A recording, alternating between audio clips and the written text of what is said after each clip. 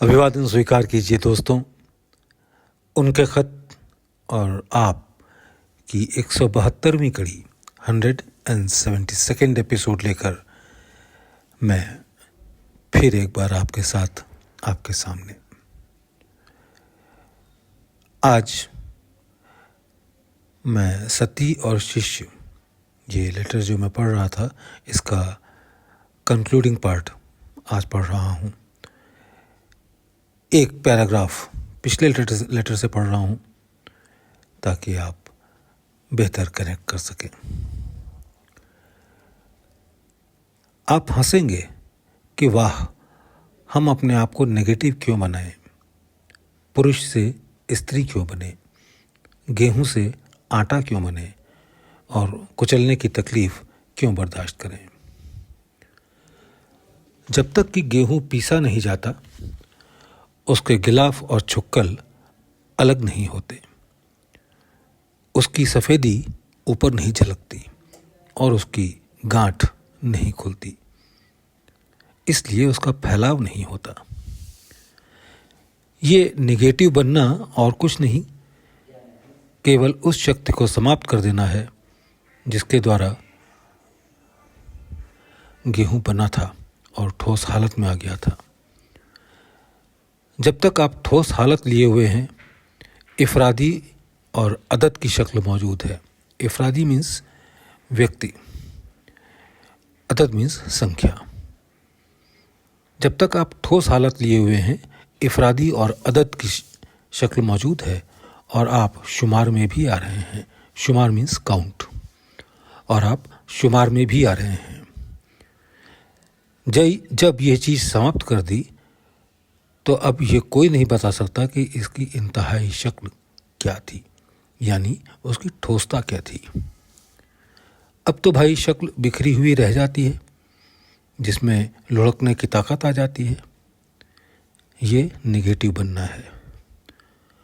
और जब आप अपने इंजमादी कैफियत यानी ठोस हालत को खो बैठते हैं तो पुरुष भी इस निस्बत से अब ख्याल में आने लगता है, यानी पॉजिटिवनेस अब आपके ख्याल से जाती रहती है। जब आप अपने ज़र्रात छिन्न भिन्न कर डालें और इन बंधनों की जकड़ दूर कर डाली, जिनकी वजह से उस पॉजिटिव चीज़ की हालत भी पॉजिटिव मालूम होती थी, यानी उसमें भी जकड़न महसूस होती थी, तो अब निस्बत होने लगी, अब निस्बत पैदा होने लगी। अब आप में भी जकड़ का एहसास बाकी नहीं है और न वह शक्ति कि वास्तव में जकड़ महसूस हो। अब एक सार हालत पैदा हो गई। अब न आप नेगेटिव रहे और न वह पॉजिटिव। आपने इन दोनों बंदिशों को भी, यानी पॉजिटिव और नेगेटिव को तोड़ डाला। अब कहिए आप क्या हो गए। अब बताइए कि सती स्त्री में और इस हालत में क्या फ़र्क है। आप किसको बड़ा कहेंगे। सती अनसुईया के किस्से में ये लिखा है कि ब्रह्मा, विष्णु और महेश उसकी परीक्षा के लिए आए और इस तरह से उसकी परीक्षा ली जो इनके शानो-शाया न थी। अब बताइए कि सती स्त्री में और इस हालत में क्या फ़र्क है। आप किसको बड़ा कहेंगे। सती अनसुईया के किस्से में ये लिखा है कि ब्रह्मा, विष्णु और महेश उनकी परीक्षा के लिए आए और इस तरह से उनकी परीक्षा ली जो उनके शानो-शाया न थी, यानी उनके स्टेटस के अनुकूल न थी। नतीजा ये हुआ कि वो इन तीनों को छोटा बच्चा बनाकर पालने में झुलाने लगी। पार्वती और लक्ष्मी, जिनको ख्याल था कि हम ज़्यादा सती औरतें हैं, अपने पतियों को ढूंढने आईं, देखा कि पालने में झूल रहे हैं। आगे किस्सा याद नहीं, चाहे जो चाहे सो हुआ हो। अनसुईया का यह किस्सा पेश नज़र करता हूँ मिसाल के तौर पर। भाई, हिंदू फिलॉसफी का अजीब हाल हुआ है कि जब नर का जिक्र हो तो मादा पहले ख्याल में आ गई, जब विष्णु ख्याल में आए तो लक्ष्मी का होना भी ज़रूरी हो गया। नफ्स परस्ती इस हद तक बढ़ी कि लोगों की ऊपर की निगाह ही न रही।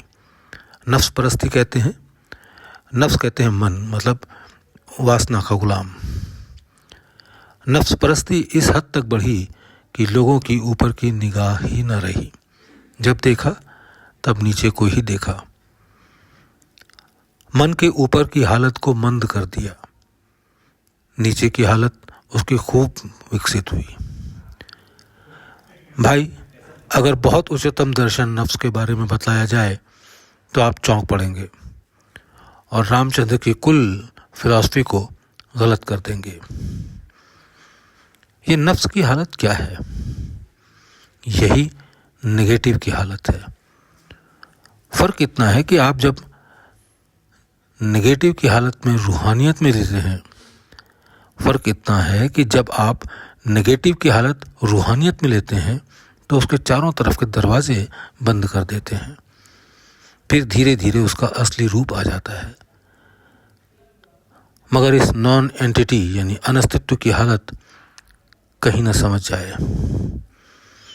ये बहुत ऊंची हालत है और इन सब का परिणाम है। इस चीज को लोग भूल गए और अपने रुख का रास्ता अपना लिया। नतीजा ये हुआ कि हर किस्से में जोड़ा लगा दिया। हमारे यहाँ ऐसे किस्से भरे पड़े हैं। जब तक नेगेटिव बात ना आ जाए कोई धार्मिक किस्सा पूरा ही नहीं हुआ। अब लोगों ने ये गलती क्यों की है? जिस तरफ उनकी निगाह रही उसी का रंग और तलाज़मा बांधने लगे।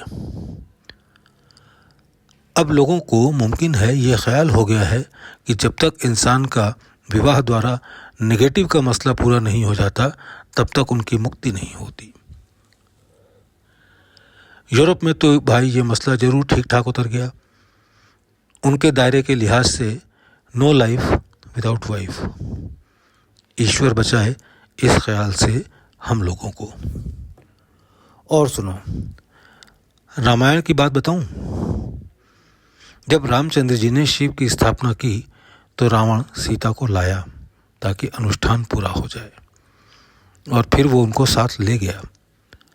मतलब कौन सा कुदरती उसूल इस विषय में प्रतिरोधक होता कि सीता जी को वहीं छीन लिया जाता। लोगों को ये पता भी नहीं कि वहाँ पर किसने स्थापना की थी।